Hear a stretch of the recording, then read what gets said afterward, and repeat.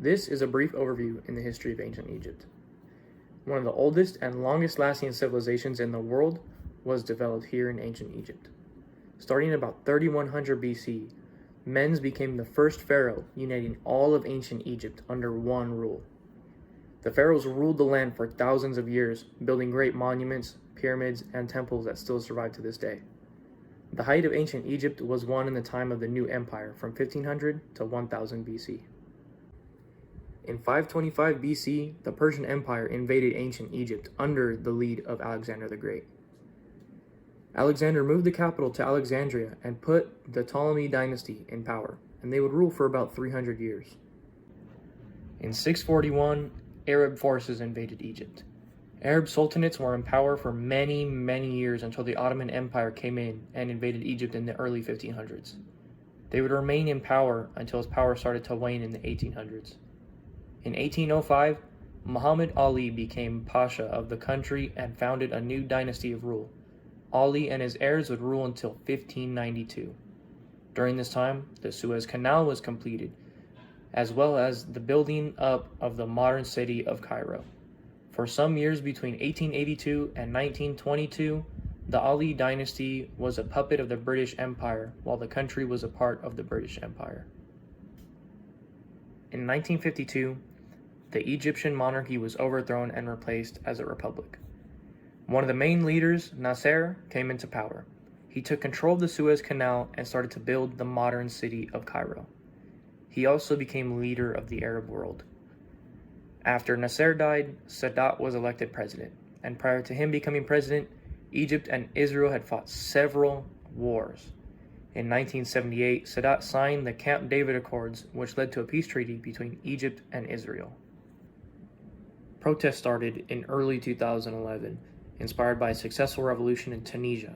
Thousands began taking to the streets to protest poverty, unemployment, government corruption, and autocratic governance of President Mubarak, who has ruled the country for 30 years. Protests haven't been seen like this in Egypt since the 1970s. So Egypt is undergoing the process of democratization, which means that they are transitioning into a democracy from a non-democratic type of government. While Egypt does have elections, whether or not they are free and fair is up for debate, because while they definitely have results, the legitimacy of the results has come into question in the past. Egypt's legislative branch is newly bicameral. In the past, they only had one chamber in their parliament, but recently, as of a year ago, a new bill was passed that formed a second branch or a second chamber to their legislative branch, which they call the Senate. Now, the judicial branch obviously is, federal judges, stuff like that.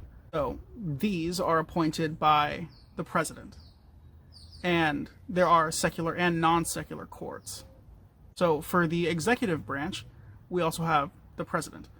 He can serve for 2 terms, each of which can last up to 6 years. So the president can serve for 12 years as that office.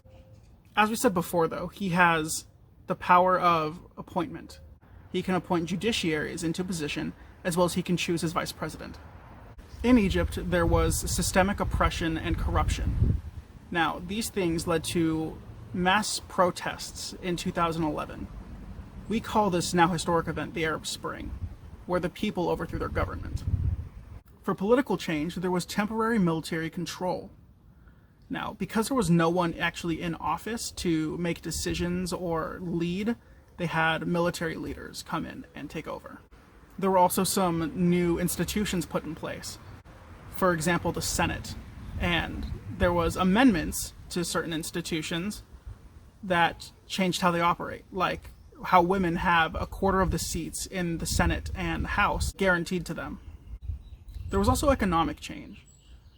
Egypt was unstable immediately following the removal of President Mubarak because there was a transition of power going from one leader to another, but also a transition of structure.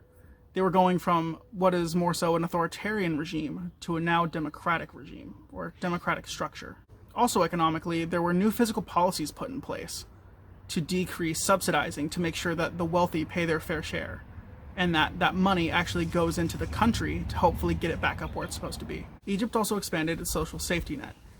What it did was add a new policy where it would tax the 1%ers higher than the others and redistribute that wealth among the lowest class people. Now, for social changes, there was an expansion of freedom for citizens. This includes things like a limited version of our freedom of speech and freedom of press. Now, also following this, there was the biggest civil change, I believe, of less civil unrest. Before 2011, there was mass protests. People were rioting in the streets, calling for change. And now that they had it, it has decreased somewhat. So, while it might not be for everyone, I think the society as a whole has taken to democracy much more than they did their authoritarian regime. The economy of Egypt. The Egyptian economy is a mixed economy in which the private sector of commerce still has many freedoms within their business practices. However, the entirety of the economic system is still controlled and managed by the central government of Egypt.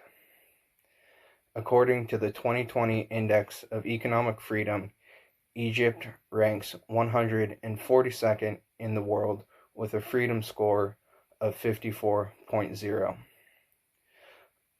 In the region, with 13 other countries in the Middle East and northern parts of Africa, Egypt is ranked 11th within that region of 14 countries. The only countries below Egypt in that ranking are Lebanon, Algeria, and Iran. The 2020 GDP of Egypt was $1.3 trillion, and the GDP per capita was 13,366. Their growth rate of GDP is set at 5.3% currently. Their inflation percentage is at 20.9%, and their unemployment is currently at 11.4%. Egypt overall has a very poor welfare state all around. While they are currently working towards a more democratic system, implementation of a welfare state is a challenge in countries like Egypt, whose population is so high and gross national income is so low. Characteristics of their poor welfare state include the widespread discontent over unemployment, which is currently at 11.4%.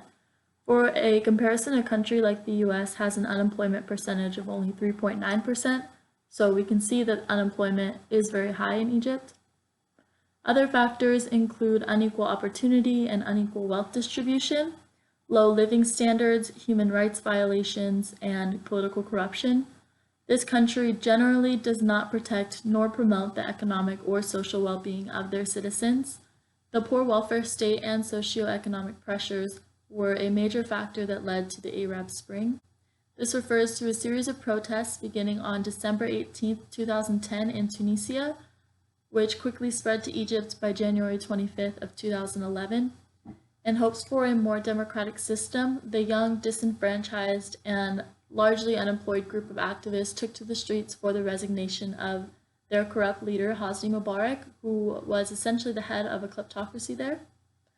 And this is just a government with corrupt leaders that use their power to exploit their people and natural resources of their own territory in order to extend their personal wealth and political powers. Moving on, the different types of issues that led to this revolution include many factors such as police brutality and state of emergency laws, which extended police powers, suspended their constitutional rights, legalized censorship, and abolished habeas corpus. Other issues include political censorship, unemployment, corruption, and low wages, which again were all factors that significantly contributed to their poor welfare state that they had and still do have at the time. After 30 years of censorship that Mubarak had placed on top of Egypt, Mubarak officially resigned on February 11, 2011, when the military didn't help him retain control over the protests and after the Muslim Brotherhood started participating in the protests.